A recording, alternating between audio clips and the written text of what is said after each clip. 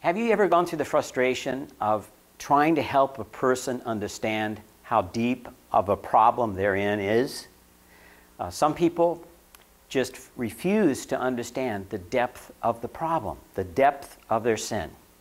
I'm Dr. Rick Durst, and I teach theology at Golden Gate Baptist Theological Seminary. And I want to just talk for a moment about the prophet Jeremiah as he's trying to help God's people understand how deep their sin is in God's sight. Jeremiah chapter 17 reads this way in the first verse. The sin of Judah is written with an iron stylus with a diamond point. It is engraved on the tablet of their hearts and on the horns of their altars.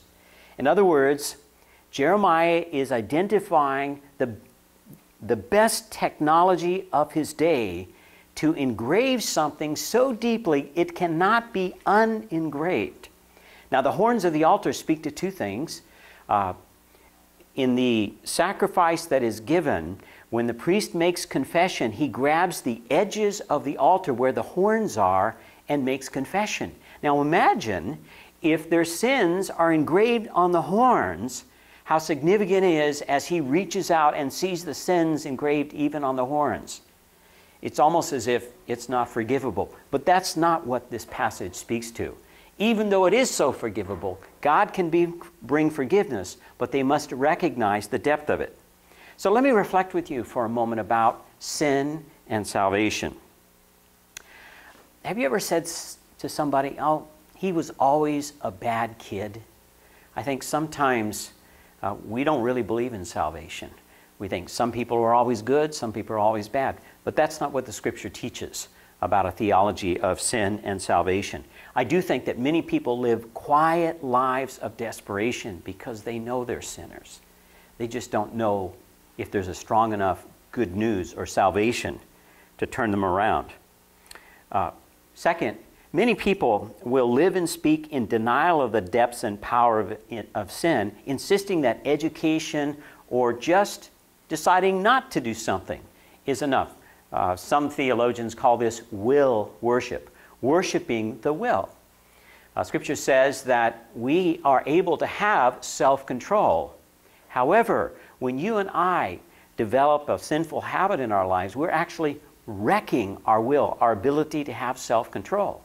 Now, if we've wrecked our self-control, how can we just decide to stop sinning when it's the very area we have ruined and wrecked with our sin? Third, others will develop a religious ritual or a religious mask to hide their sin.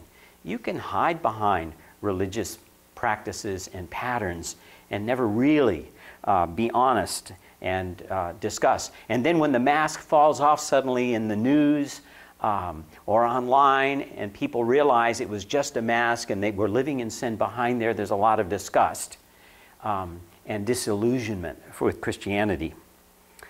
Fourth, shallow doctrines of sin beget shallow doctrines of salvation. Now remember, there are people out there that have a deep understanding of their personal sin, but the stories of salvation they're hearing are not significant enough to do any good for them, and so they back away.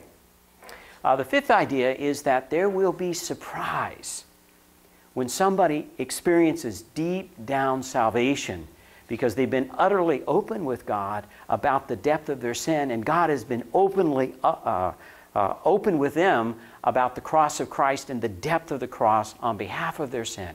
And they have enormous joy of salvation because of the experience of God's forgiveness. As a result of that, the sixth idea is that deep discipleship will follow as they want to walk and work out that kind of salvation. I hope you'll give greater thought to Jeremiah chapter 17, and that in order for you and for me to know that grace is greater than all our sin, we have to be able to admit how great our sin is. Thanks so much for listening.